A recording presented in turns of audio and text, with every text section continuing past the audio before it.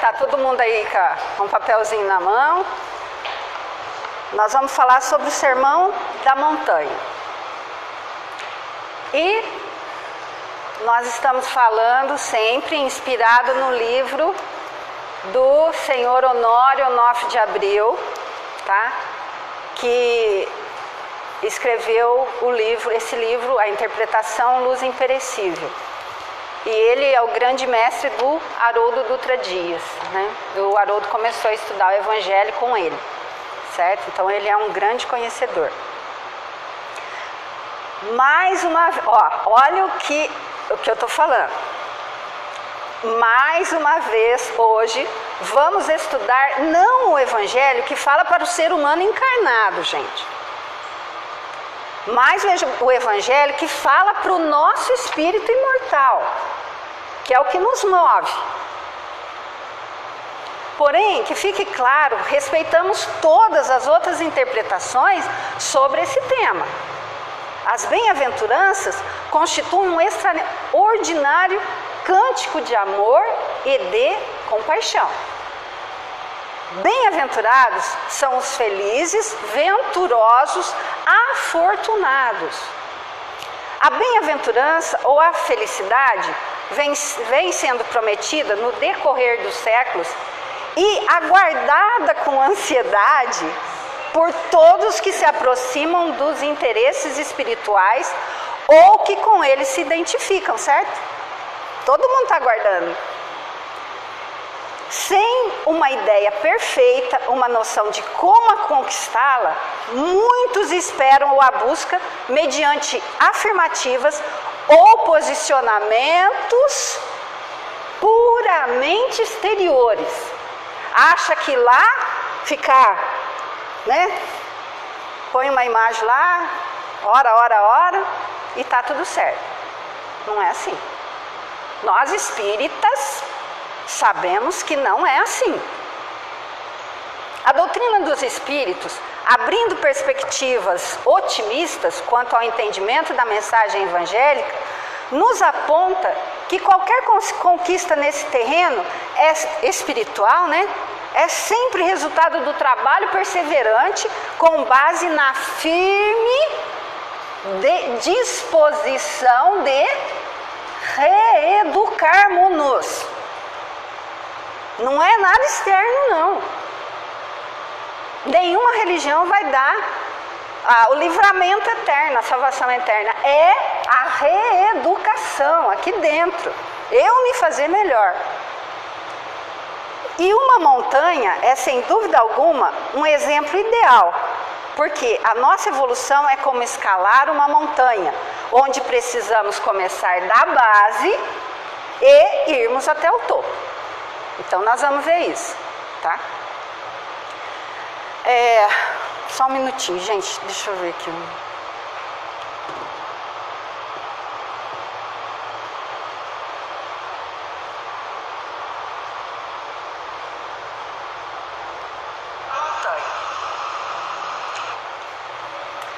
Só para ver se está aparecendo lá no Face. Mahatma Gandhi teve a oportunidade. Você não liga para mim a luz aqui, fazendo favor, cara? Não estou enxergando. Mahatma Gandhi teve a oportunidade, em determinado momento, de dizer que se todos os livros sagrados da humanidade se perdessem e restasse apenas o Sermão da Montanha, nada estaria perdido. E a gente pode se perguntar assim, francamente, sem acanhamento. Mas como assim? O que tem ali de perspectiva tão sagrada nesse Sermão do Monte que assim a olho nu eu não consigo contemplar? E que concentra de tal forma todos os ensinamentos do Cristo? Eu posso perguntar isso, mas o que tem ali? Parece que está meio enuviada a coisa assim, né? A gente de pronto você não consegue entender muito bem. Nós vamos tentar adentrar neste universo, sim, porque o Sermão da Montanha é o coração do Evangelho, é a essência do Evangelho. Convidamos a todos, a partir desse momento, então, a escalarmos a montanha, desde a primeira virtude até a última, para entendermos como se dá a evolução. como se dá a evolução do espírito de acordo, viu, Lília? Lília, de acordo com a doutrina dos espíritos. Logo de início, vou clarear dois aspectos. Primeiro, as 4 bem-aventuranças se referem ao nosso relacionamento com Deus. É isso que nós vamos verificar. As 4 primeiras. Aí nós temos a bem-aventurança central, que é bem-aventurados os misericordiosos. E que nós vamos entender por quê que ela é central. E como segundo aspecto, as 4 últimas que dizem respeito à minha relação com toda a criação. E nós vamos ver mais uma coisa nesse segundo aspecto ainda. Primeiro, bem-aventurados os pobres de espírito, porque deles é o reino dos céus. Ok. Esclarecendo, bem-aventurados é uma expressão de Jesus que significa os felizes, sob o aspecto espiritual. Do ponto de vista espiritual, pobre de espírito é aquele que percebeu a sua carência, a necessidade de aprendizado sobre os objetivos da vida, a necessidade de angariar recursos espirituais. Esse é o pobre de espírito. Ele sabe que ele ainda é pobre nisso, ele não tem conhecimento, ele não sabe ainda direito qual é o seu objetivo e quais os recursos que ele pode utilizar. Pois sente o peso e a extensão das próprias necessidades de renovação. Mas como que eu vou fazer então para renovar o meu caminho? Renovar a minha vida? Como que eu faço? Ela chega, ela vai procurar Jesus, ela quer saber. Qualquer um de nós quer saber. Mas como que eu vou fazer isso? Daí ela já vai começar a ver quais são os nossos objetivos, tá? A todo momento, então, quando erra, o pobre de espírito, ele constata mais uma vez a presença das próprias imperfeições. Ele já começa a ter uma visão. Sofre resignado então, porque sabe que Deus é justo. A todo momento dá graças a Deus, porque são muitas as expressões de misericórdia em sua existência. Ele já começa a verificar isso. E aquele que se acha rico de espírito é aquele que adota a posição de descrença. Ele se acha rico, né? Estou poderoso. É insensato, pois até mesmo dispensa, exclui de sua vida os benefícios do reino dos céus por eleição pessoal. Eu não quero isso. Não quero saber disso. E isso tanto para ricos da matéria, que às vezes a gente acha, né, que o orgulhoso que não quer saber de Deus é só o rico da matéria. Não. O pobre de matéria mesmo, né, não tem recursos materiais, muitas vezes também quer nem saber de Deus, né? Então, isso daí é da pessoa, do espírito. Ou seja, ele pensa assim, ele não depende de Deus e não depende de nada e nem de ninguém. Certo? Quanto mais superior, espiritualmente falando, um espírito, mais humilde ele é. Por quê?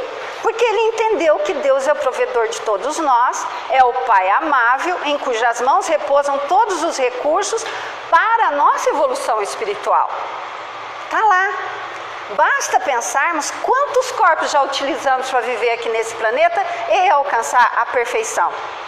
Quantos recursos a providência divina já canalizou para a nossa alma para que pudéssemos estar aqui hoje? Ele sabia que em uma encarnação só a gente não ia dar conta. Mas, gente, ele nos deu subsídios para que nós alcançássemos essa perfeição. Ele não vai colocar ninguém no inferno porque ele é amor, ele é puro amor. E nem uma mãe, quem tem filho aqui sabe, se vê um filho, é o que eu sempre falo, né? Se uma mãe sabe que o filho dela está no inferno, o que ela vai chegar em Deus? Vai ficar um pinhé na cabeça de Deus. Ah, Deus, mas meu filho está lá no inferno. Não, então ou eu vou para lá ou o senhor manda ele aqui. Mas ela vai ficar um pinhé na cabeça dele. Ah, vai. Uma mãe que é uma mãe. Eu volto a falar no Gregório. A mãe do Gregório não orou 800 anos, não esperou por ele. Até que ele deu sinais, né? Então, gente, vamos analisar um pouquinho. A coisa é tão simples que parece até complicado. A gente quer complicar porque é muito simples. É você se mirar no amor nosso aqui, que não chega nem aos pés de Deus, para a gente ver que não tem como existir um inferno eterno. Não tem como, né? Essa singela reflexão nos faz pensar na misericórdia divina, na abundância do Criador. É disso que nós estamos falando. De um amor profundo, que nos quer, a cada um de nós, próximos dele. Assim como Cristo. O pobre de espírito é aquele que se posiciona perante Deus como um receptor. Ele sabe que de si mesmo não é capaz de nada, mas que refletindo a sabedoria divina e obedecendo às leis divinas, ele pode tudo. Gente, nós somos herdeiros de Deus.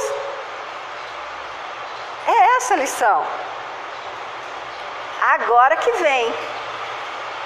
Então entendemos, bem-aventurados os pobres de espírito, porque deles será o reino dos céus. Nós vamos observar isso. Conforme ele for crescendo, mas porque nós já estamos no momento assim, será. Por quê? Porque Dá para entender isso? Será porque é nosso o reino dos céus. É para nós o reino dos céus. É para que nós estejamos lá. E nós vamos ver aonde é esse reino dos céus, né? Porque nós já estamos a caminho para esse reino, porque já buscamos incessantemente conhecimentos para saber quem somos e quais são os objetivos de estarmos aqui, com respeito, hoje, já com respeito e não com temor. Alguém veio aqui, porque se não viesse aqui hoje, sábado, ia acontecer alguma coisa? Não, né? Todo mundo veio aqui de... A Thaís obrigou você a vir porque ia acontecer. Não, né? Então, Bia, mais ou menos, né? Então, dá para sentir isso? Ninguém está vindo aqui obrigado, né? Se não vir aqui uma vez por mês no sábado também, o dia que não der, não vai dar nada, né? Tá tudo certo. Então tá. Então não é mais pelo temor, é pelo gosto de ouvirmos, de falarmos, de aprendermos para deixar a nossa vida mais leve. E aí, percebemos que essa bem-aventurança, ela faz uma ponte com a próxima. E subimos um degrau na escada.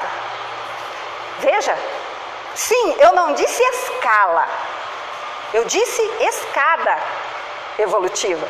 E Jesus, com seus ensinamentos e exemplos, nos ajuda a subir um degrau na escada chamada evolução, nos informando que bem-aventurados os que choram, porque serão consolados. Analisemos.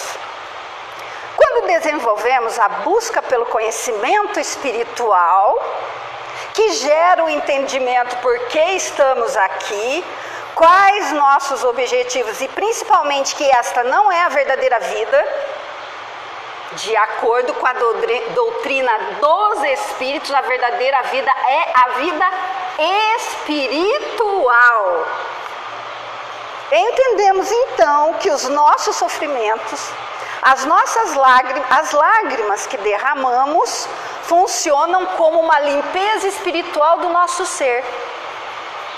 Podemos até chorar, porém, o próprio conhecimento que estamos adquirindo nos consola. Entenderam agora? Quem chora sabe já hoje por que chora. Ele pode não se lembrar do que ele fez em outras vidas, mas como ele conhece a justiça divina, ele sabe que nada é por acaso. Eu até escrevi aqui, ó. E não é assim? Quanto mais estudo, a minha compreensão simplesmente chega no ápice Nada acontece por acaso na minha vida, na minha existência, nem de bom e nem de ruim. E entendemos ainda que são dois tipos de dores: a dor física e a dor moral. A dor física tem o grande poder de despertar almas para os seus deveres grandiosos que estavam passando despercebido, seja como expressão expiatória ou como consequência dos abusos humanos que cometemos, senão nesta vida, em outras. Soando ainda como advertência da natureza material, perecível e frágil do nosso organismo, porque muitas vezes a gente se acha o tal, né? Gente, tem gente que age de tal forma que parece que nunca vai morrer. Ele quer angariar tanto, ele quer tomar tanto dos outros, porque parece que o caixão dele não vai ter uma gaveta só não. Vai ser um edifício de 10 andares, um triplex em cima e ele lá em cima, coordenando tudo. E não é assim. Não é assim.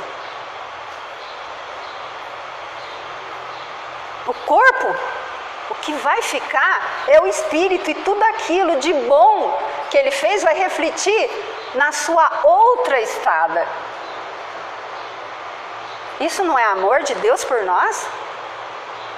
E a dor ilusão ou dor moral, que tem o papel de promover o luminoso trabalho do aperfeiçoamento e da redenção em nós. Ele sabe que as lágrimas são instrumentos abençoados de nossa interação com os seres e as coisas, pois proporcionam uma ótica mais nítida da existência e, principalmente, da nossa interdependência. Por quê? Nós dependemos uns dos outros. Uma hora ou outra eu vou depender, por mais que eu me ache tal, uma hora ou outra eu dependo de alguém. Só que quem acha que não vai morrer, que vai ficar para semente, acha que nunca vai depender de ninguém. E às vezes aquele que mais macetou, mais humilhou nessa vida é quem vai atender ele no último momento. E eu sei que você já vem na cabeça de vocês aí um monte de gente que já aconteceu isso. Porém, sofrimento em si, gente, presta bem atenção nisso. O sofrimento em si, ele não é uma virtude. A dor em si, sozinha, ela não proporciona evolução. As pessoas que sofrem, não necessariamente, estão mais evoluídas do que as que não sofrem. O que nos faz crescer não é a dor ou o sofrimento. O que nos faz crescer é o que fazemos com a nossa dor e com o nosso sofrimento. O que aquilo está me fazendo entender? O que aquilo está me fazendo mudar? O que aquilo está me fazendo modificar? Como que nós estamos reagindo às nossas dores, aos nossos sofrimentos, a quem está tirando alguma coisa de nós? Pera. Não. Pode falar. É porque assim, muita gente fica no ciclo de dor. Só fica reclamando e não toma atitude nenhuma. E acha que, espiritualmente, acha que é coitadinho de mim. Então ele reclama, mas também não toma atitude. É o que você falou, só a dor não faz nada. Isso. Perfeito. Nós vamos chegar lá, Lili. Peraí.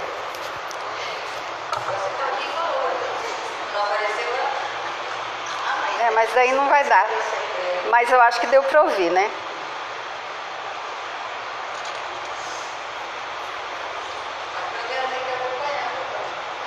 E a dor ilusão ou dor moral, que tem o papel de promover o luminoso trabalho do aperfeiçoamento e da redenção.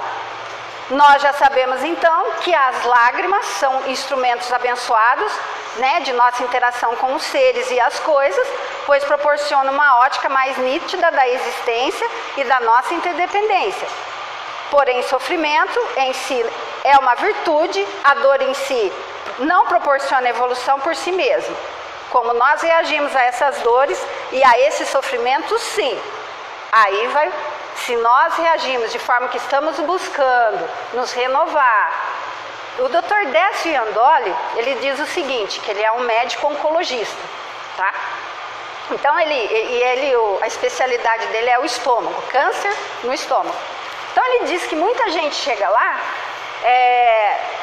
e sai de lá, a pessoa até acha assim, né? Ele fala, a pessoa desencarnou com câncer naquele estado, mas ela desencarnou curada. Curou o espírito dela. E tem muita gente que vem aqui no meu consultório, sara, se cura, daqui 2 anos volta com metástase.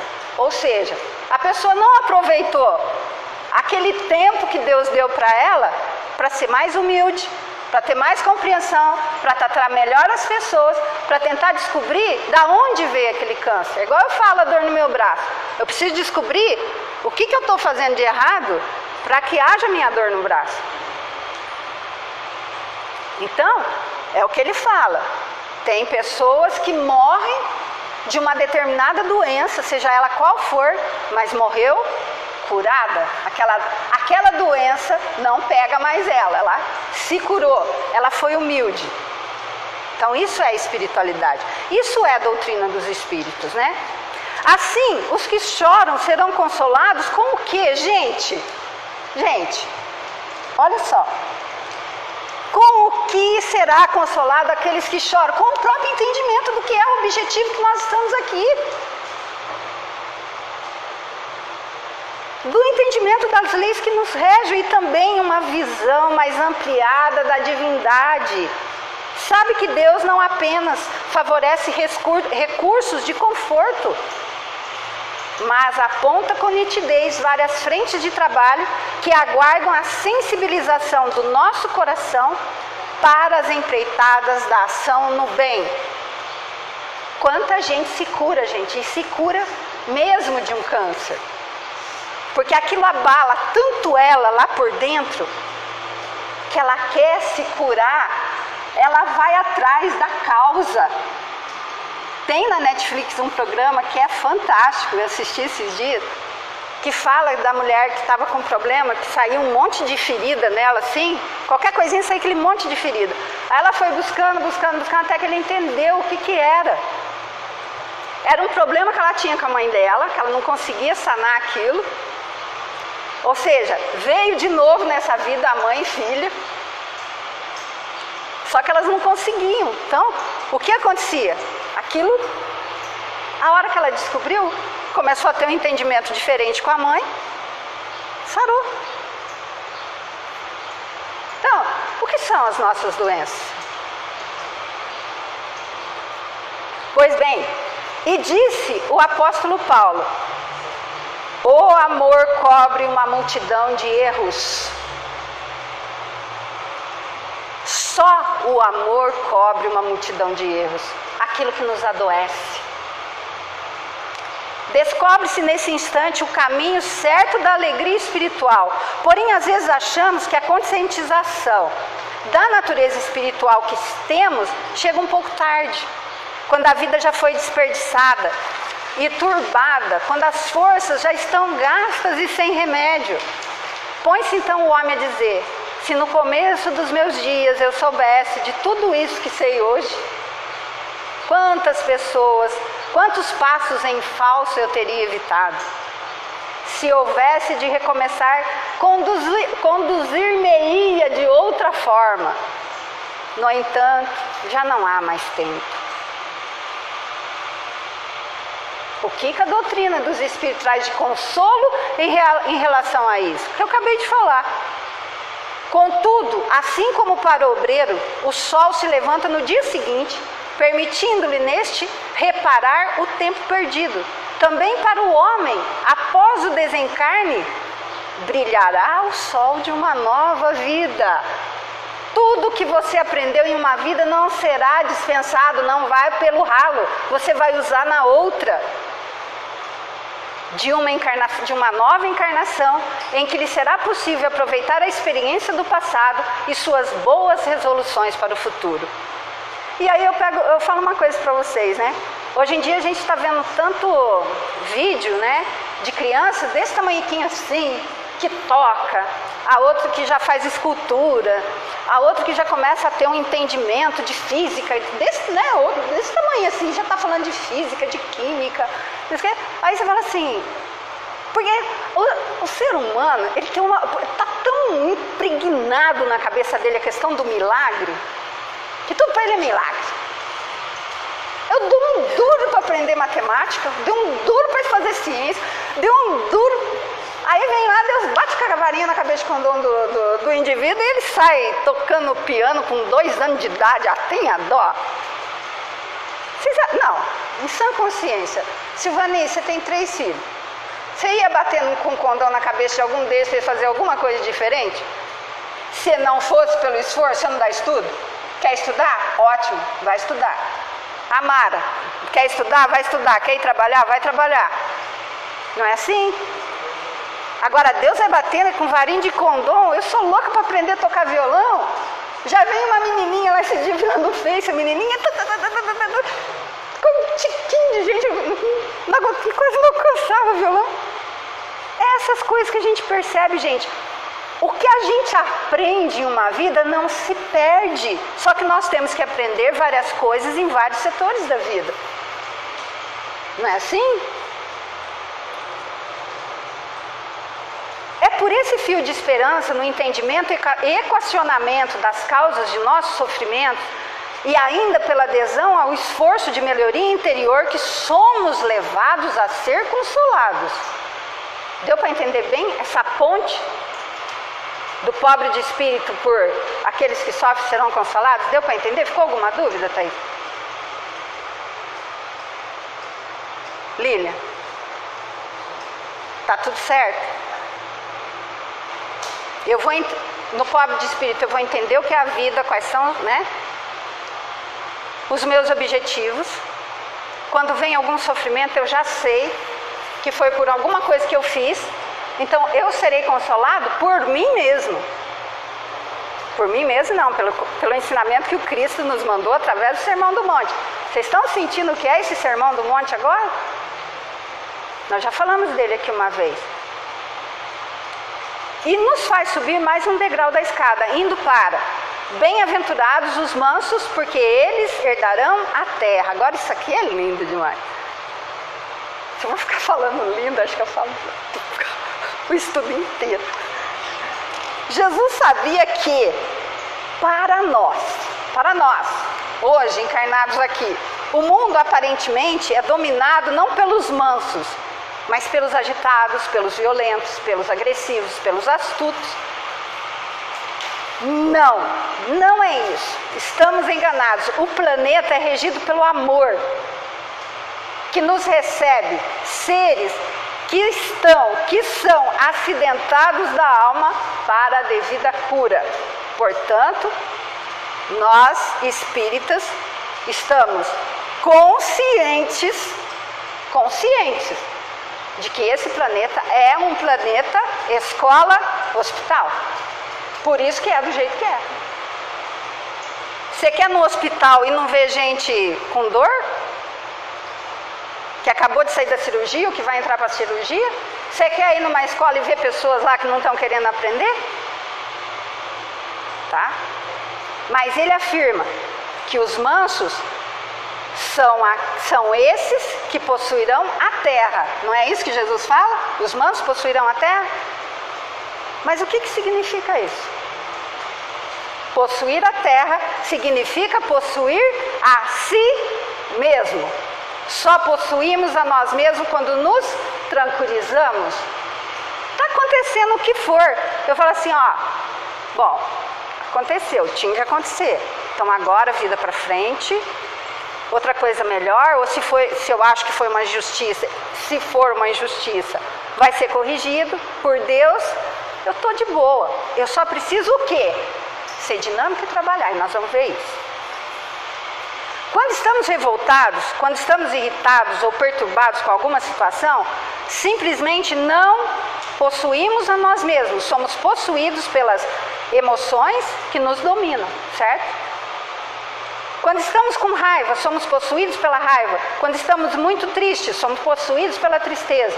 Mas quando nos tranquilizamos, possuímos a terra, a nossa terra interior. Possuímos o nosso território. Eu me possuo.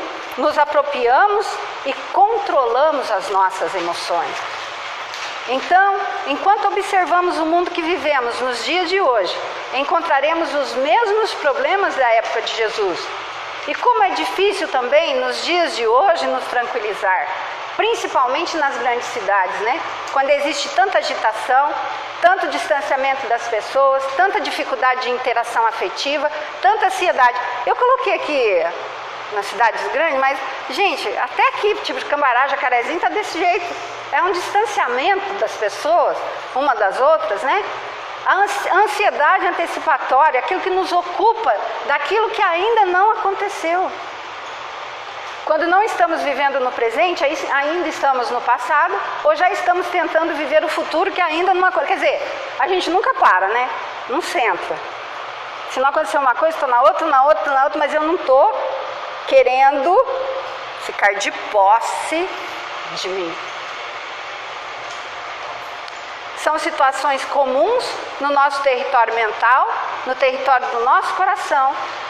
E daí isso tudo vai para onde? Para as nossas emoções. Um espírito é o quê? Sentimento e emoção. Sentimentos. Então, daí vem as dores. A Lília está falando que daí vem as dores, né? As doenças. Eu ia levar o microfone lá, mas não precisou, ela não quer.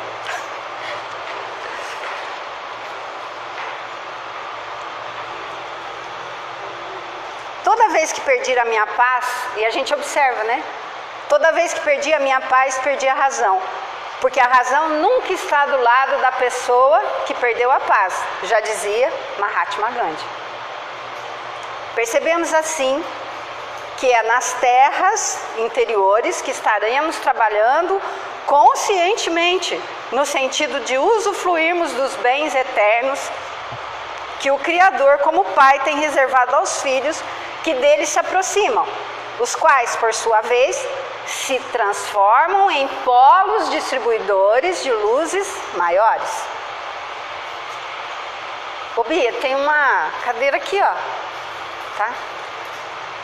Os mansos, então, herdando a terra de si mesmos, ó, a escada, com certeza sobem mais um degrau da escala evolutiva.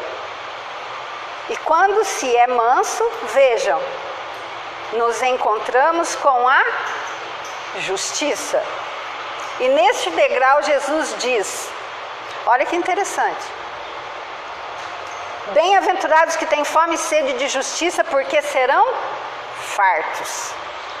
E é aqui que já tenho condição de perceber que existe uma justiça trabalhando no universo, no planeta, no meu país, na minha cidade, mas principalmente em mim. Em mim. Vejam como é uma escalada de entendimento e de compreensão esse Sermão do Monte, que nos leva a entender os objetivos pelos quais aqui estamos. E Jesus, sabiamente, como sempre, nos deu assim, resumidamente, de forma tão amorosa. Eu não quero ler o Evangelho inteiro. Lê o Sermão do Monte. Mas se aprofunde nele, né? Não lê superficialmente. Eu compreendo, então, o senso de justiça de Deus para com todas as suas criaturas, inclusive para mim. Porque às vezes eu quero justiça só para o outro, em relação ao que o outro está fazendo para mim. E em relação ao que eu já fiz em outras vidas, vai ficar como? Porque eu posso trazer o dom de tocar piano, mas e as outras coisas que eu fiz com esse piano que eu toquei? Os que têm fome e sede de justiça são, portanto, aqueles que se levantam mesmo estando famintos e sedentos, com essas dores, mas com entendimento profundo da lei de causa e efeito, ou seja, com o grande entendimento da justiça que há em mim, que se processa em mim. E ainda, esse entendimento faz com que eu tenha muito mais cuidado com a minha sementeira. Até uma vez, né, a gente estava comentando, eu e a Vanderly, e ela me contou um caso, eu lembrei da história do Chico, acho que foi até aqui no estudo, já com a Vanderly do autoconhecimento, que um cara montou um escritório de advocacia super bonito, né? Com tudo do bom e do melhor, computador e não sei o que, né?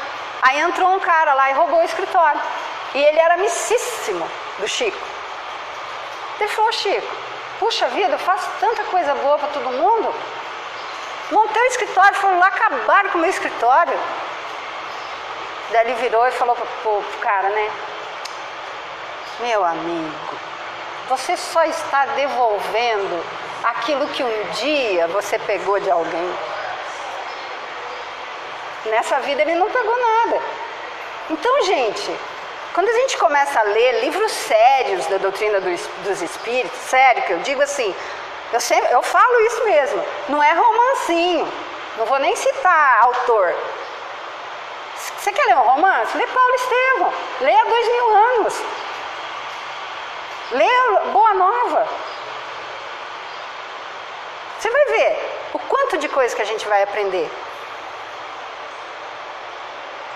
Então, para quem está neste degrau, a definição de justiça é clara, porque eu já compreendo que o mal que me fazem não me faz mal. Não, o mal que me fazem não me faz mal, porque eu entendo que eu já estou na colheita, já estou no campo da quitação com a lei. O mal que me faz mal é o mal que eu faço às outras pessoas, porque um dia esse mal vai voltar para mim.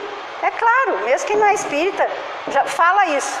Eu passo a entender que neste mundo existe injustiça, mas nenhum injustiçado.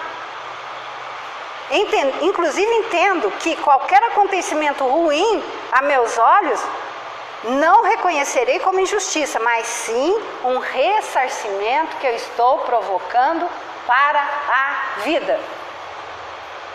E graças a Deus, eu estou tendo a chance de ressarcir. Imagina quem está plantando. Porque não é só porque o outro está devendo e aquele outro vem e rouba alguma coisa, que ele não vai ter que responder, lógico, né, gente? Ninguém vem aqui para ser justiceiro. Existem milhões de jeitos de se fazer a justiça. Não estou falando isso, que quem roubou o cara lá do escritório não vai ter que pagar pelo que ele fez. Mas o cara de escritório sintonizou com a energia desse cara que foi lá, que estava propenso a roubar alguém. Se ele estava propenso a roubar alguém, ele sintonizou então com quem estava devendo alguma coisa. É igual duas mulheres estão caminhando. Isso aí também, eu não sei aonde está essa história, também num dos livros do Chico. Duas mulheres caminhando, vem um assaltante e pega uma das moças, estupra ela. Mas por que pegou uma e não pegou a outra? Por causa da sintonia. Por causa do que ela tem dentro dela, por causa do seu histórico. Então não tem acaso. A gente anda nessas estradas, acontece cada coisa assim, aí você vê assim, nossa, agora podia ter morrido, mas não morreu. Por quê? Porque nada acontece por acaso. Nada. Entende que é esse entendimento, esse conhecimento que saciará aquele que tem fome e sede de justiça? Porque ele entende a justiça divina, e esse entendimento faz fartar-se dela em si mesmo sem reclamações. Por outro lado, nos diz também Emmanuel, que todo mal que geramos no outro gravita em torno de nós, cada qual vive no campo da sua sementeira, cada qual enfrenta situações que construiu ao longo dos milênios, e Jesus sabe disso. E nada melhor até do que a gente ouvir ou ler de novo, né, o estudo dos discípulos, né, que a gente entende bem isso daqui. Então, é como um círculo vicioso. Sim, porque talvez esse sofrimento que estamos passando nesta vida já se deu em outra, viu, gente? Tem essa ainda. e em outra, por não ouvirmos os apelos espirituais que nos conclamam a modificação. E o que significa isso? Se a gente está vindo num círculo vicioso, aconteceu na penúltima encarnação, na antepenúltima encarnação, aconteceu na penúltima e está acontecendo nessa. Não é um círculo vicioso? Que nem sempre a pessoa consegue sair por conta própria. Nem sempre. É por isso que precisamos, às vezes, acrescentar à nossa compreensão uma ideia muito importante. Nós evoluímos, sim. Somos os responsáveis pela condução do nosso destino, pelas nossas escolhas. Mas é preciso nos conscientizarmos que se não houvesse a misericórdia divina a nosso favor, que vem nos tirar de um círculo vicioso do qual, com certeza, não seríamos capazes de sair, talvez não subiríamos nenhum degrau na escala evolutiva. Misericórdia divina. Então, até aqui, está tudo dizendo respeito a mim, não é? A minha relação com Deus. Bem-aventurados os pobres de espírito, que eu vou entender o que eu estou fazendo aqui. Bem-aventurados que sofrem, porque serão consolados. Eu vou entender, então, a minha relação com Deus. Eu estou entendendo quem é Deus aqui, né? Estou ouvindo. Vocês perceberam isso? Bem-aventurados que têm fome e sede de justiça, porque serão consolados. Tá certo? Aí, nós vamos ver lá. Faltou uma aqui que eu não falei. Os pobres de espírito, que vão entender porque que não sabem nada. Os que choram vão entender porque estão chorando. Os mansos, que sabem que precisam conquistar a si mesmos. E daí nós vamos entender então a lei de justiça. Ok. Agora vem então... Até aqui, então, eu estou me entendendo, me refazendo, me reconquistando e me aproximando do Criador. Agora, vem a bem-aventurança central. E realmente aqui eu já tenho condição de entender a misericórdia. Porque estando farto de justiça, ou seja, entendendo a justiça de Deus para comigo e para com todos à minha volta, eu fatalmente me torno um misericordioso. E essa bem-aventurança é a central. Bem-aventurados os misericordiosos, porque alcançarão a misericórdia. Oh, coisa difícil de entender isso. E amigos, quando efetivamente entendo a justiça do Criador para comigo, porém também já consigo entender a sua misericórdia, e que cada criatura recolhe da misericórdia infinita apenas a parcela idêntica da sua misericórdia, olha o detalhe, recolhe somente a parcela que dá, o tanto que dá, recolhe. Justiça. Então, se você é um pouquinho misericordioso, você recolhe da justiça divina só um pouquinho de misericórdia. Se você é muito misericordioso, você recolhe da misericórdia divina muita misericórdia. É o vasilhame que você leva para o mar.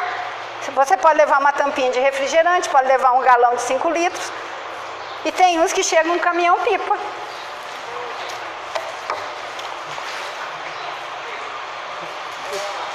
Vocês viraram a página antes, né?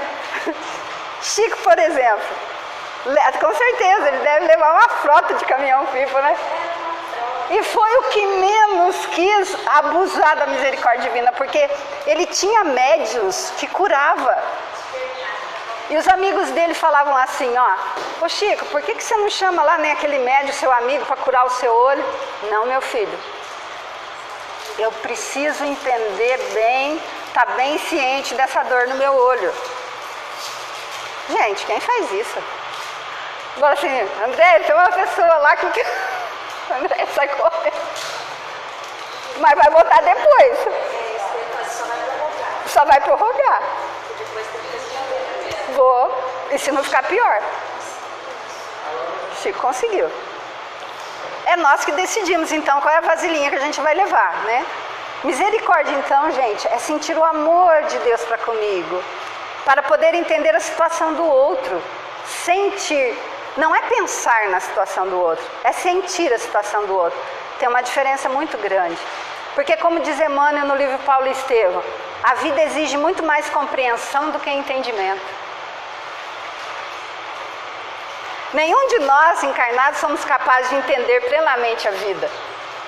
O entendimento pleno da vida só o Criador. Mas todos somos capazes de compreender. Isso que é misericórdia. Porque misericórdia não está relacionado com aprovar ou desaprovar.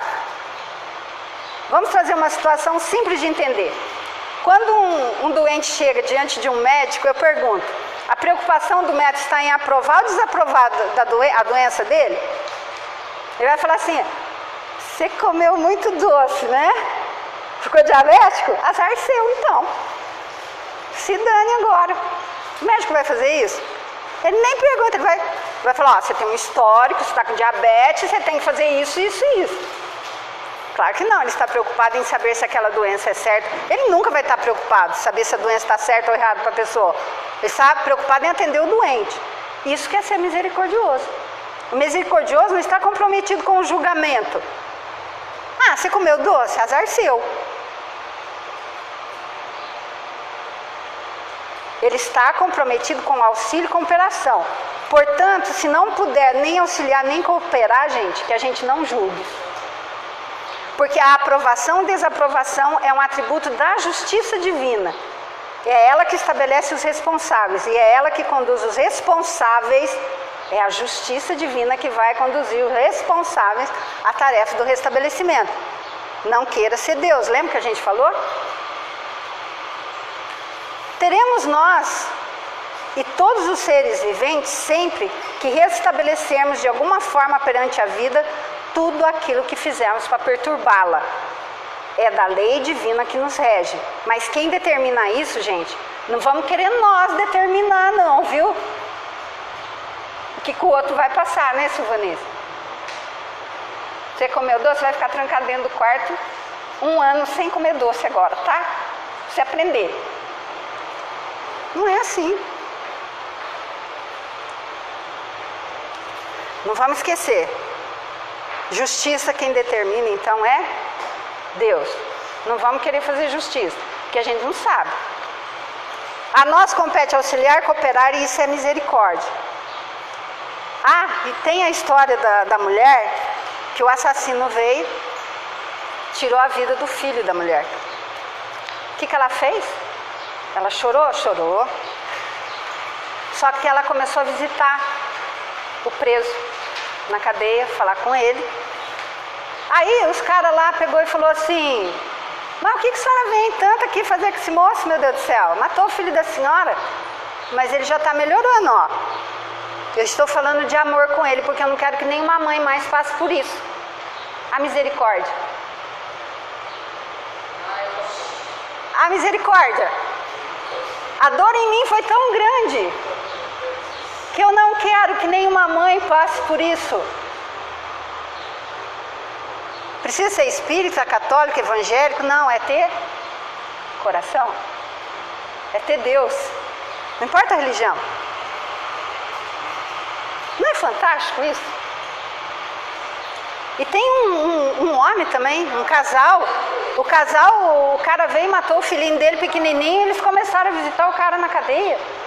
Que também falaram que não queria que isso acontecesse.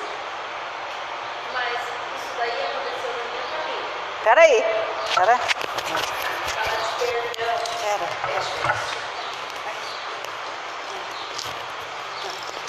Não, porque o meu pai morreu de acidente. E o rapaz, que foi o causador do acidente, ele se arrependeu no ato. E nós ficamos sabendo no velório. 3 de nós, as mais velhas, perdoou. A caçula não. E toda vez que ela passava lá no local, ela falava, matou porque quis, ele viu. Até que ela atropelou um jacarezinho e mandou na UTI. Aí ela foi ver, Gente, né, olha o isso. que ela falou assim, isso daí foi a minha culpa que fez eu atropelar ele, para eu me pôr no lugar da família. E será que a família tá com aquele ódio mortal por mim que nem Nossa. Então, é muito complicado. Depois disso, ela passa ali, onde meu pai morreu, ela faz o nome do pai e fala, fique em paz. Por quê? Porque ela está em paz Entendeu? agora. Nossa, que exemplo perfeito, gente. Perfeito. É, tá vendo? Que é a vida, hein? Vai querer fazer justiça, né?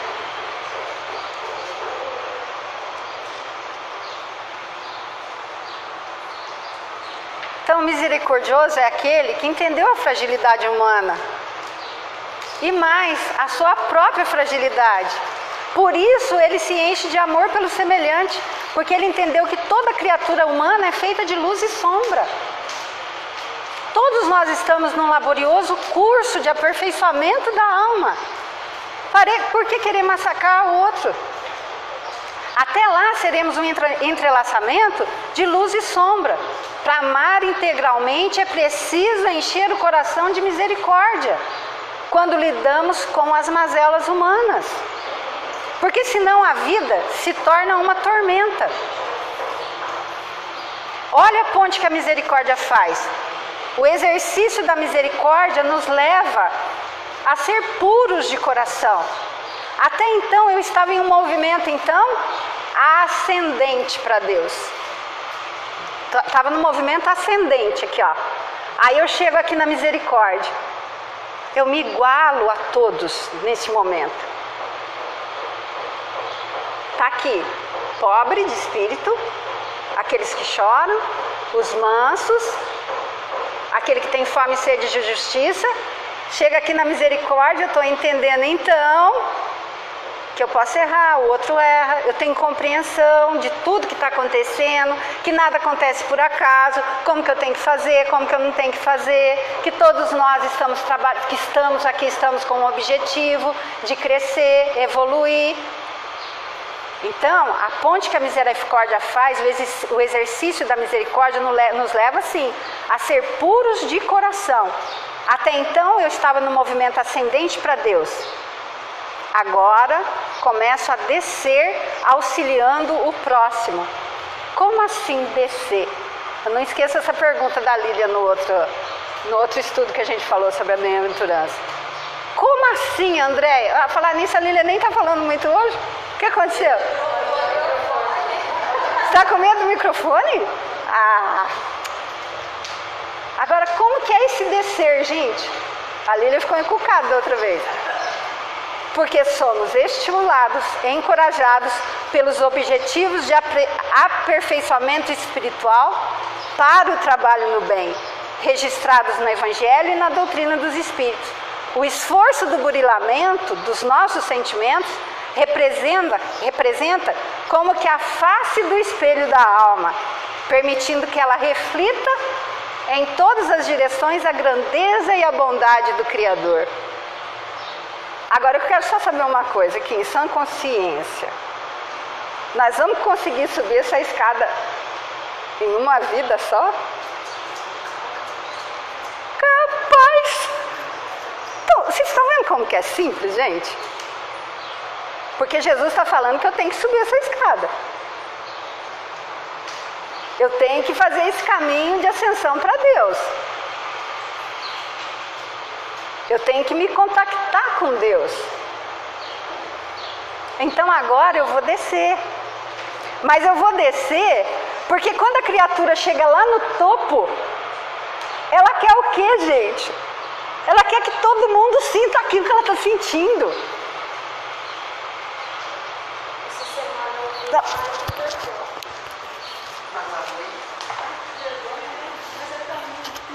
Essa semana eu ouvi o Haroldo dizendo que depois que você sente esse amor, é como se a gente fosse um gato em cima dos telhados querendo gritar esse amor. Olha, meu irmão, você é um espírito imortal, você está evoluindo, você quer passar isso para os outros, né? Esse amor é uma delícia, né? Sim. Só que é difícil, né? E às vezes a gente tenta e não consegue, você chama, você quer acolher e às vezes não consegue, né?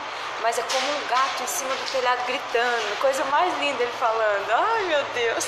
Então, é isso mesmo, é porque você quer Eu não diria nem dividir, você quer multiplicar, né, Alessandra? A gente quer multiplicar o amor, com certeza. Então, olha a ponte obrigada, viu, Silvani? Olha a ponte que a misericórdia fez. Então, você vai descer, porque somos estimulados, encorajados pelos objetivos de aperfeiçoamento espiritual para o trabalho do amor. Eu vou repetir, registrados no Evangelho e na doutrina dos Espíritos. O esforço do burilamento dos nossos sentimentos representa como que a face do espelho da alma, permitindo que ela reflita em todas as direções a grandeza e a bondade do Criador. Bom, tudo aquilo muito do que eu estou falando aqui, eu tirei do livro que vocês estão estudando junto, que é A Luz Imperecível. Mas aqui nesse trecho, nesse texto do Sr. Honório Onofre, essa frase é gigantescamente amorosa, né, gente? Quando o Espírito chega a ser misericordioso, ele quer ser esse espelho. E olha o que o Sr. Honório colocou, espelho. Porque, na verdade, tudo vem de quem? De Deus.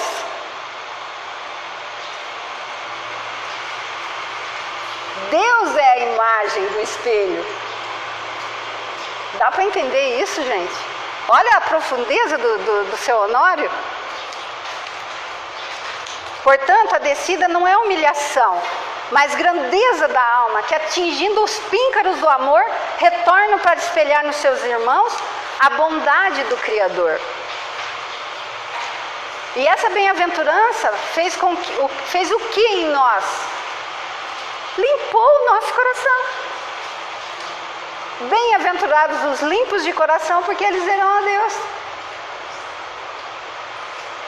Sem mancha, está puro. Purificou. O esforço de purificação do psiquismo, através das reencarnações, é o objetivo essencial de todos os seres em seu plano de aperfeiçoamento. Porque a misericórdia, amigos, sim, fez uma asepsia, limpou o coração dos julgamentos que compete somente a Deus, limpou o coração das manchas morais. O esforço de purificação desenvolvido ao longo das reencarnações é o objetivo essencial daqueles que se encontram conscientes da necessidade de aperfeiçoamento espiritual. Uma superfície limpa é sempre capaz de refletir a luz. Pela asepsia do pensamento, como pela seleção das atitudes, nos tornamos pessoas melhores. E o que Jesus quis dizer com porque eles verão, só os limpos de coração verão a Deus? Ó, fazendo uma afirmativa, Jesus, como de hábito, a justifica dentro da lógica, da razão e do bom senso. Eles, ou seja, os que preenchem os requisitos, até então, sentiram que são os requisitos? Verão, porque para chegar a tal conquista utilizaram do tempo, interesse e perseverança no trabalho de burilamento espiritual. Pessoal, todos estamos em evolução e é natural que, à medida que nos aperfeiçoemos, se nos amplia a visão e o discernimento de quem é o tal do Deus. E o que ele, Jesus, quis dizer com verão a Deus? A visão que o homem possui da divindade, gente, vem se alterando ao longo do tempo, não vem? De acordo com a nossa capacidade de entendimento. Deus, a princípio, foi apontado pelos profetas como Senhor dos Exércitos, não foi? Lá no comecinho da Bíblia. Depois, no Evangelho, Jesus a ele se referiu como Pai. Mais tarde, o apóstolo evangelista João afirmou: Deus é amor. Mudou Deus? Deus veio mudando de lá para cá?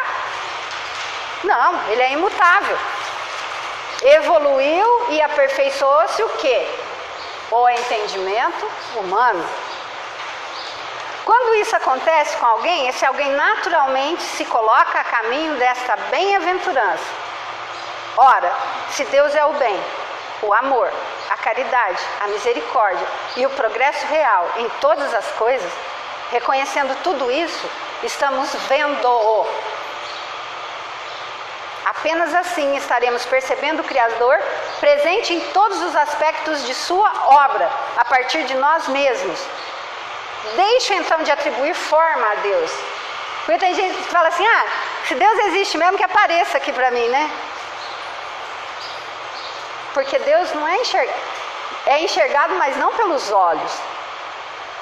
E a gente que já viu aqui, né, que o Pardes, quem aqui não conhece o Pardes? Tá aí, você não conhece, né? Não? Sua amiga também não, né? A Bia, você conhece? Pardes? Conhece, né? Tá. Quem não conhece, eu tenho no final deixar uma explicação. E sabemos que no Pardes, no nível SOD, somente Jesus viu a Deus. Só Jesus. João, capítulo 1, versículo 18. Ninguém jamais viu a Deus. O Filho único, que está voltado para o seio do Pai, este o deu a conhecer. Entenderam agora? Quem são os misericordiosos? Aonde que nós vamos chegar? Por isso, gente, eu vou falar uma coisa aqui para vocês, que vocês vão ficar assim. Quando eu falo que para mim Deus é um, Jesus é outro, tem gente que quer porque eles acham que Deus e Jesus é o mesmo. Não é, gente. Jesus, nós sabemos disso. Jesus é o nosso irmão mais velho, muito mais vivido do que nós, que chegou à perfeição e voltou para nos ensinar. Que é o descer que eu estou falando aqui nas bem-aventuranças. Mas não desceu no sentido de ir lá na escuridão. Desceu porque ele veio ser espelho, espelhando Deus, né? Bom, chegando neste grau evolutivo, ele virá então misericordioso, né? Depois ele veio aqui o quê? Limpo, misericordioso, limpou o coração. Ok, ele vai vir o que agora? Como um pacificador. Eu digo mais, ele desejará vir para espelhar seu entendimento para seus irmãos, porque nesse momento ele é um bem-aventurados os pacificadores, porque eles serão chamados filhos de Deus. E agora nós vamos entender por que os profetas falavam filho de Deus, que Jesus era o filho de Deus, mas nós não somos? Nós não somos? Eu quero saber, gente. Lógico que nós somos. E por que essa coisa tanto assim, filho de Deus? Jesus é o filho de Deus. E nós? Vamos entender? Vamos entender por que essa coisa, então, de falar que Jesus é o filho de Deus? E assim, em que ele se transforma? Agora um pacificador. O pacificador é aquele que leva a paz onde há guerra. Não é assim que a gente pensa? Pois desde sempre a maioria dos nossos conflitos hoje é para estabelecer quem tem razão, não é? Instaura-se uma verdadeira guerra com direito a agressões, às vezes até físicas, para se estabelecer quem tem razão. E depois que se estabelece quem tem razão pela força, hein? Pela violência, você olha para o lado e está tudo devastado. Vocês viram aqueles países lá que estão em guerra? Eram cidades lindíssimas. Porque eles não concordam com um negocinho lá desse tamanho que eles não concordam. Está tudo devastado. Aí a pergunta que a gente faz é, vale a pena? Era preferível ficar sem saber quem tinha razão então. Vamos levando? Uma hora ou outra, né? Pelo menos não tinha destruído nada. Estava todo mundo vivendo bem na incerteza. Pela nossa luta para se estabelecer pela violência, quem tem razão, nós estamos nos ferindo, nos machucando, destruindo pessoas, instituições e obras para saber onde já se viu isso, gente? Destruir para falar para o outro que ele tem razão. Não, você não tem razão, eu vou lá, vou destruir tudo que está na sua casa, que quer dizer isso, isso e isso, porque você não tem razão. E daí? Aí você vai lá na casa dele e destrói a dele.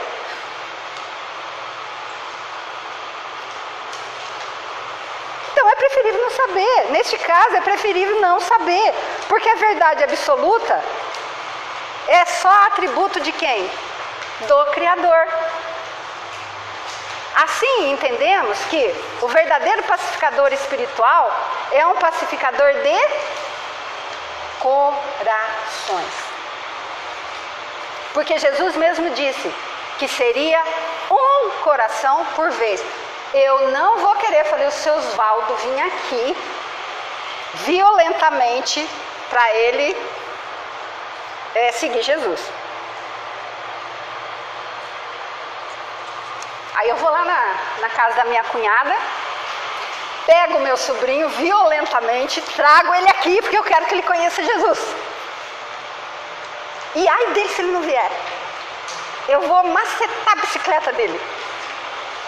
Ele não vai andar 5 horas da tarde hoje com a bicicleta, porque eu cortei todo o pneu porque ele não veio. Então é isso, gente. É um coração por vez, mas não é na violência. Pelo amor de Deus, não é na violência. Não é na violência. Vamos então levar por aí sua mensagem para converter muitos corações. Vamos angariar. Zebedeu falou isso para o Cristo, né? Quando o Cristo começou a falar do reino de Deus e tal, não sei o que, no livro Boa Nova, gente, vocês precisam ler o livro Boa Nova. Aí Jesus começou a falar, ele falou, já sei, Jesus, nós vamos lá, vamos chamar o povo, o senhor vai falar com todo mundo, nós vamos angariar. Calma, Zebedeu, ouça, nossa causa não é a do número, é a da verdade. O bem tem que tocar o coração das pessoas. Essa passagem é do livro Boa Nova, capítulo 4, psicografia do Chico, ditado por Humberto de Campos. E Cristo diz, porque eles serão chamados filhos de Deus. Em que sentido? Sim, porque todos somos filhos de Deus, certo? Deus é pai de todos. Muitas vezes o homem, por orgulho, por amor próprio, tem dificuldades de aceitar a paternidade divina. Então nós vamos ver que não é a questão de ele ser o meu pai. É da questão eu me considerar filho dele. Deu para entender? Jesus é filho de Deus porque ele se considera, ele trabalha, ele deu duro para mostrar como que é ser um filho de Deus. Agora, somos todos filhos de Deus, mas eu estou dando um duro. Eu nem quero saber da paternidade, não precisa nem fazer nenhum, viu, Silvanice? Não quero saber de Deus na minha vida, mas ele é teu pai. Não quero saber, não quero saber de DNA, não é nada. Ele se considera filho de Deus. Deu para entender a inversão? Não é que ele não é. Tem muita gente que fala, aquele lá é seu pai. Não é não. Não, mas eu sei que é. Não quero que aquele homem bêbado, sujo, maltrapilho seja meu pai. Mas se fosse um rico com uma BMW, queria.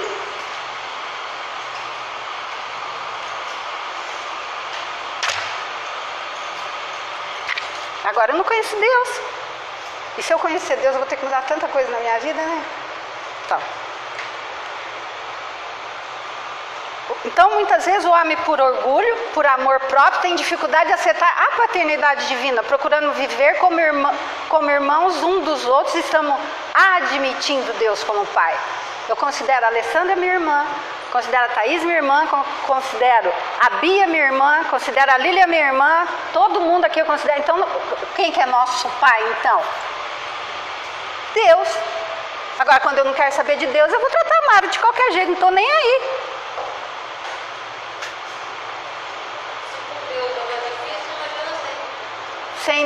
Se com Deus está difícil, imagina sem. Bem dito mesmo, cara.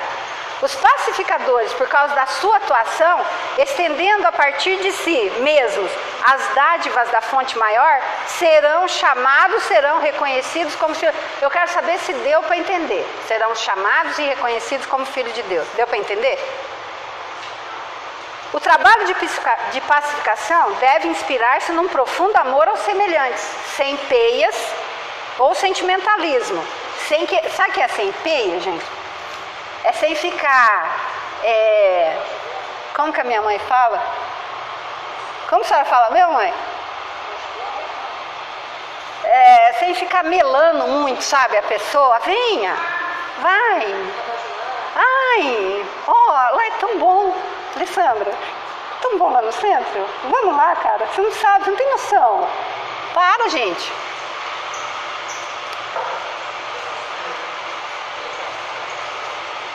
Sem peias ou sentimentalismo, mas sim com um sentimento esclarecido e equilibrado que só se manifesta plenamente quando alicerçado na paz que conseguimos edificar em nós mesmos.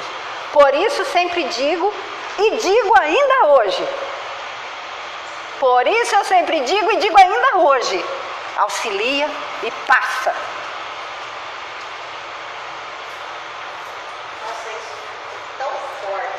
Deixa seu ensinamento. Vai falar? Deixa seu ensinamento e muito melhor, deixa seu exemplo e também deixa a pessoa deglutir, ter o desejo de buscar mais. E para isso fique com a frase de Jesus dirigida a Zebedeu. Ouça, Zebedeu, nossa causa não é a do número, é a da verdade e do bem. E cada um tem o seu tempo. Para de querer infernizar a vida do outro. Isso não é nem ter caridade para o outro. Isso nem é ter caridade.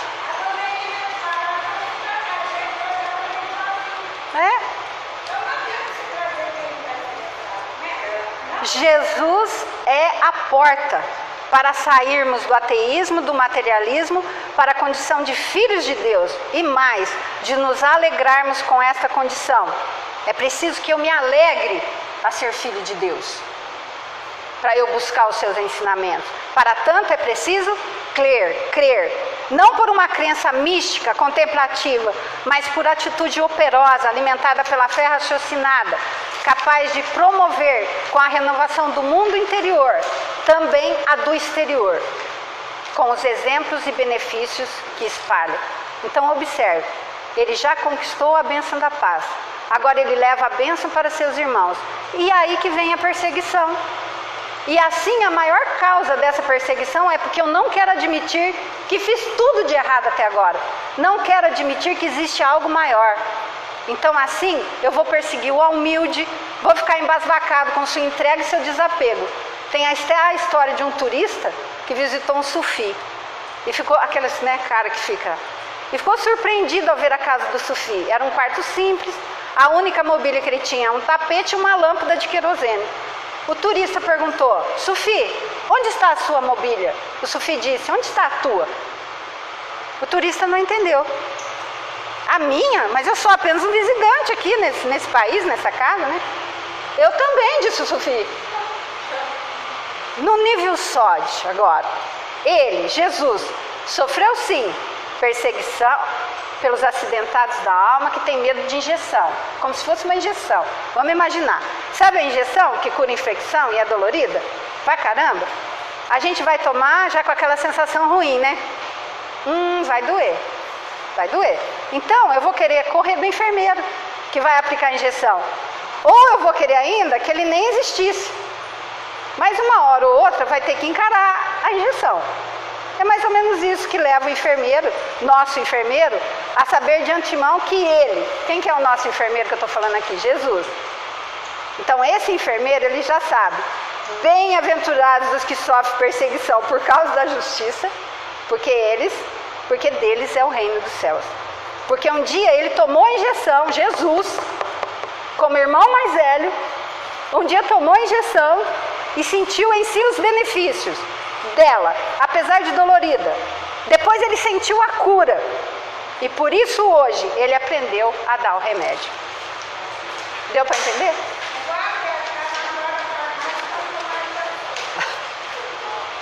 Agora, para o nosso plano, né? Num plano onde predomina a injustiça, como ainda na Terra, mundo de provas e expiações. É compreensível, gente, a perseguição por causa da justiça. Se não há um efeito, se não há efeito sem causa, tudo tem uma razão de ser então, certo? Antes egoístas, materialistas, escravos de paixões, demos abrigo às asas e asas à injustiça. Natural que soframos agora. Agora nós já estamos falando de nós, né? E felizmente por causa da justiça, tal ocorrência que se expressa nos meandros da lei de ação e reação, não apenas evidencia a justiça divina, como também nos desvincula dos grilhões. Grilhões é uma corrente de metal formada por anéis em forma de cadeado. Grilhões também pode ser um cordão de ouro ou algemas de mãos ou de pés.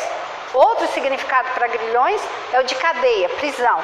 Então, como também nos desvincula dos grilhões da culpa, oportunizando então a visualização e o encaminhamento para empreitadas mais gratificantes. Eu sei que eu errei, eu sei que eu vou pagar por isso, e Deus me dá toda a oportunidade através do amor. Primeiro Ele me dá a oportunidade, gente, através do amor. Não pense vocês que você foi lá e cortou o braço do outro, que necessariamente eu posso até ter cortado o braço de alguém em outra vida. Ui. Por isso é que Jesus fala bem-aventurados, e porque deles é o reino dos céus. O reino dos céus deixa de ser aquilo uma promessa futura, então, mas realidade presente para os que, sabendo porque estão sofrendo, conseguem se ajustar aos padrões indicados pelo Cristo em seu evangelho de luz, traduzindo-se por resignação, porém resignação dinâmica e operosa. Não é a resignação da estagnação. Se uma perseguição que nos atinge é injusta, torna-se evidente que estamos certos, que permanecemos com o justo, que ficamos com o bem. Isso é o bastante para assegurar a presença da verdade, da tranquilidade do coração. Porque assim, gente, eu estou sofrendo uma injustiça, vamos nos manter calmos, porque quanto mais eu esperneio, pior é. Então é isso que está dizendo aqui. Vamos permanecer tranquilo, vamos ficar de bem. Dá para me provar agora o que aconteceu? Às vezes não dá. Vamos acalmar, que a verdade vem por si só, nem que demore. Porque às vezes quanto mais eu quero fazer, pior fica. Podem todos estar contra nós, mas se estamos com a consciência em paz, sentiremos Deus conosco. Por isso, é a atitude de Jesus na cruz. Agora, por isso Jesus não tem pressa, gente. Ele sabe da verdade. E que a verdade que Ele nos traz é a libertação. E também que é uma questão de tempo descobrirmos por nós mesmos que Ele é o caminho, a verdade e a vida. Mas eu preciso descobrir para estarmos mais próximos de Deus. Não é a Thaís te obrigar. Falar assim, ó, só falar um negócio para você. Ela vai falar assim para você. Não vai lá para você ver. Se você não for, você vai apanhar. Vou falar para sua mãe batendo. Entenderam, gente? Não precisa ter pressa, gente. É claro, para fechar as bem-aventuranças, Jesus diz, gente, isso aqui é para fechar mesmo. Bem-aventurados sois quando, por minha causa, vos injuriarem e vos perseguirem. E mentindo, hein? Mentindo, disserem todo mal contra vós. Jesus ainda diz, regozijai-vos e exultai, porque grande o vosso galardão nos céus, pois assim perseguiram os profetas que viveram antes de nós, e todos os profetas foram trucidados, inclusive aquele que eles anunciaram, Jesus, como o Messias. Portanto, subir essa escadaria não é um exercício ou uma experiência puramente intelectual. Não é isso. Tá certo, hoje a gente entendeu bastante. E a gente pode entender até muito mais. É sim um exercício, uma experiência do coração, do sentimento. A porta para o reino dos céus, gente, por favor, falar isso para vocês. Se não me engano, acho que foi até aquele pastor engraçado lá de casal, dou muita risada dele. O Duarte, ele falou assim, eu vi foi postagem dele, eu não sei se foi ele que falou isso. Gente, depois que a gente entendeu isso, a gente sabe que a gente não está assim ainda, mas né, já é um caminho. A porta para o reino dos céus não passou em nenhum momento, desde a criação do mundo até agora, por reforma. Não se assuste, ela continua estreita, desse jeitinho que tá aqui, é estreita mesmo, né? Então, a minha gratidão a vocês, tá? E a esse senhor Honório Onofre de Abreu, gente, que eu tô apaixonada por esse homem. Lógico que ele já é desencarnado, mas ele me inspirou divinamente muito. Nossa, agradeço muito a espiritualidade superior. Tão lindas palavras, esteja a ele onde estiver, a nossa gratidão, e a Jesus por momentos tão belos.